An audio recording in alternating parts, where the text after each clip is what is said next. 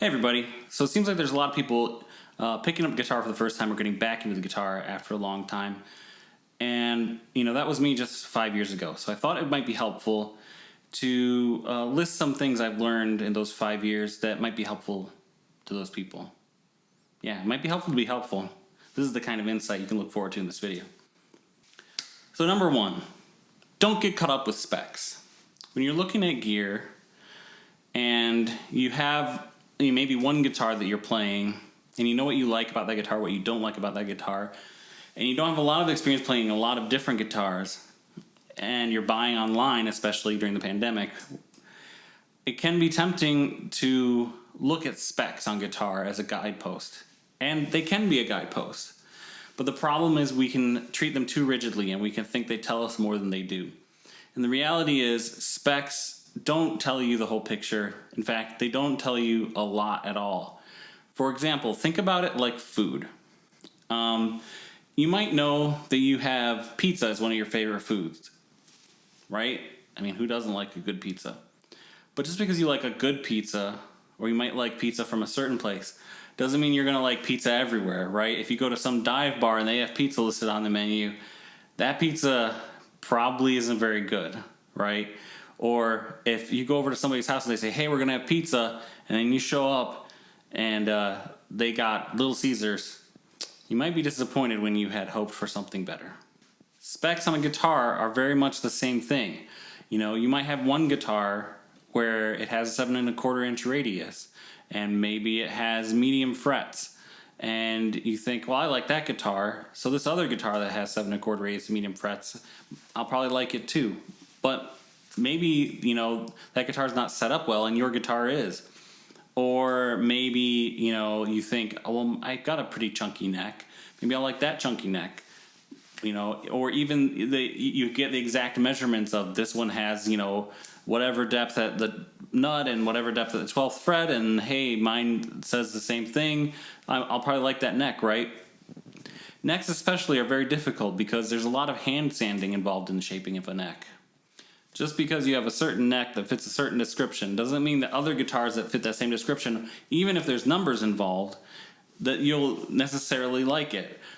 Necks have a lot of hand shaping in the sanding process. Even, almost every neck you buy out there, it starts out as a CNC pattern that starts out the same for every single one. But as soon as a human gets involved, which they inevitably do, those specs get changed and the feel of the neck can vary drastically, even on very consistent brands. So the point that I'm trying to make here is don't get too caught up in specs. If you're buying online and you haven't gotten a chance to play the guitar, make sure you're buying from some place that will either let you return the guitar and try something else, or if you're buying used or from a place that won't accept a return, make sure that you're not overpaying so that if you have to move that guitar on after a while because it turns out that you don't love it, then you're not going to eat a whole bunch of loss. Next tip is, if you're just getting into guitar, maybe don't jump in with super high-end gear. And that may sound funny coming from me because I bought expensive gear pretty quickly. But I went and played a bunch of stuff first. There was no pandemic back in 2016, 2017. And I went to Gear Fest at Sweetwater. And I took the opportunity to try like everything that they had out and get more of an idea of what it is that I liked. And that really helped me. And if you don't have that opportunity, maybe don't drop $5,000 on a guitar before you have an idea of what it is that you like. Because that only increases the chance that you're going to end up moving that on. And while in general you can say that a used guitar is going to lose a certain percentage compared to its new price, that percentage becomes a bigger amount of money the more expensive the guitar is. So maybe hold off until you have a better idea of what it is you like before you drop the money on those high dollar items. And that goes for amps and pedals too. If you don't know if you like a Tube Screamer style pedal or a Klon style pedal or a whatever kind of pedals, maybe try more affordable ones before you spring for the super boutique-y, really expensive ones. And by more affordable, I don't mean necessarily like $30 pedals, because the really, really cheap ones might not give you a good idea of what that thing's supposed to sound like. But, there's very good pedals being made for like $100. You don't have to go for the $200, $300 ones right out the bat until you know what it is you like. Number 3 tip is don't let haters tell you what you should buy. Now, I'm advising you not to spend too much money until you have an idea of what it is you like, but there's a lot of people who will say, well, don't buy nice gear until you can really play. Fuck those people. Almost nobody who owns a Porsche or a Ferrari is a qualified race driver. And similarly, most people who own pickup trucks don't need them to actually haul shit around. Similarly, just because you have a high-end guitar or a high-end amp or whatever doesn't mean you need to be Derek Trucks or Eric Clapton or whoever. Not to even mention the fact that whether you're a good player or not is a completely subjective thing, and who cares what some grumpy dickhead on the internet thinks of your playing. It's a ridiculous criteria to say that you need to be of a certain caliber of player before you can get nice gear.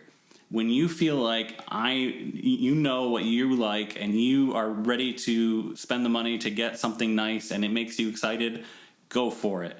Enjoy it. Life is too short, and in the big scheme of things, guitar gear is not that expensive until you get to the vintage stuff compared to things like buying cars or whatever. Like I mentioned, Porsches and Ferraris. In order to spend the kind of money you'd spend on a brand new 911 on gear, you would have to buy an insane amount of gear or buy a bunch of vintage stuff. So don't worry about it. Guitar is not that expensive of a hobby. Enjoy yourself. Don't go into debt. Don't make yourself broke. Don't give yourself financial hardship over gear, but get stuff you can afford that you like and be happy, and don't worry about judgmental jerks online. Tip number 4 is try a lot of stuff. Even things you think that you have preconceptions around that you might not like, give it a try and either confirm those preconceptions or, you'll end up reshaping them because it turns out, hey, it wasn't your favorite thing, but maybe you liked it more than you thought you would.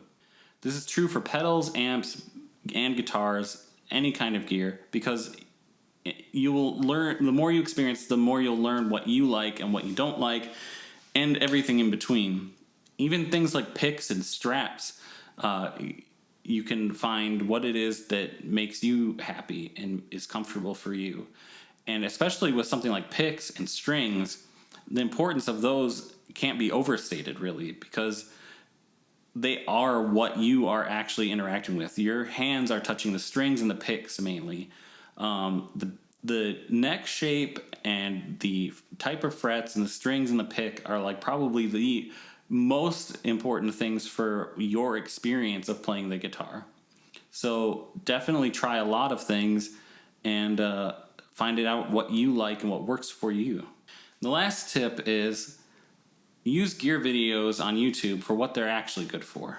What do I mean by that? There's a lot of variance in YouTube videos. You have videos that people say, oh, this is the best pedal ever made. Oh, this is the best Strat that Fender's ever put out, etc., etc. And then you also have variance in sound quality where, some people are just recording with a phone and getting a lot of room noise, and, the phone mic is not picking up all the frequencies super well and all that kind of stuff. Versus you have people who have very, very produced sound where maybe it doesn't sound like the guitar would actually sound in your room, but you have an idea of what that guitar sounds like or that pedal sounds like or whatever, highly produced through a bunch of effects, recorded really well. How do you make sense of these things? Well, the way you make sense of them is you have to get to know a channel, right? Pick channels that you like watching. That's the first thing. And once you have channels that you like watching, watch a bunch of their videos. And you can get an idea, okay, how transparent is this person with their opinion? Do they just say everything that they put on their channel is the best thing and it's amazing? That doesn't mean they're dishonest. It may be that they only do videos for products they really do think are amazing. You have to get to know the channel before you can make that judgment. Next, what does their sound like? Is it highly produced? Is it more lo-fi? You have to get used to that sound, and once you get used to the sound of that channel, you can then have an idea of, okay, this person's tracks are really highly produced, and so I know what this product and this product and this product sounded like. If you have a mental history of what things sounded like on that channel, then you know when the next product comes out how it sounds in relation to what those other things sounded like on that channel. Similarly, for lo-fi channels, you might know, okay, the audio here is not well recorded, but I can hear what this thing sounded like in their room with their setup, and I've heard a bunch of things on their channel, and now I know relative to those other things how this thing sounds, so I have a better idea of what it sounds like.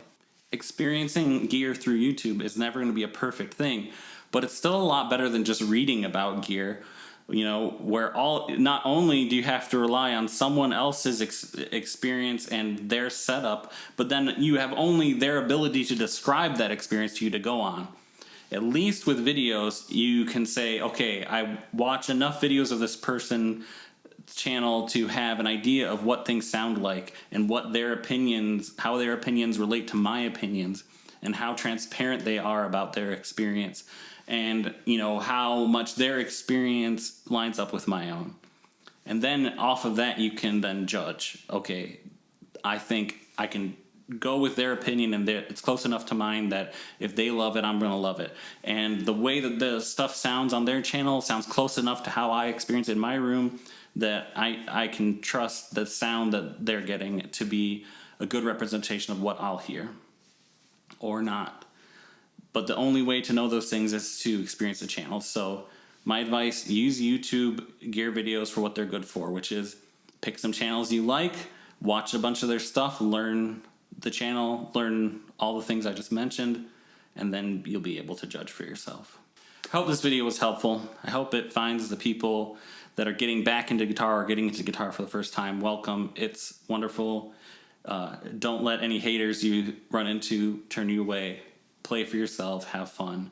I'll link some of my favorite channels. I'm sorry anyone I leave out, but I'm going to link some of my favorite channels that I think will be helpful to you as a new player in the description on this video. But there's not going to be an exhaustive list because I don't want to overwhelm people, but I'll just put like 5 that I think every new player should give a chance. They may not be for you, but give them a chance. And if you have any questions, please ask in the comments, and I'll be happy to answer.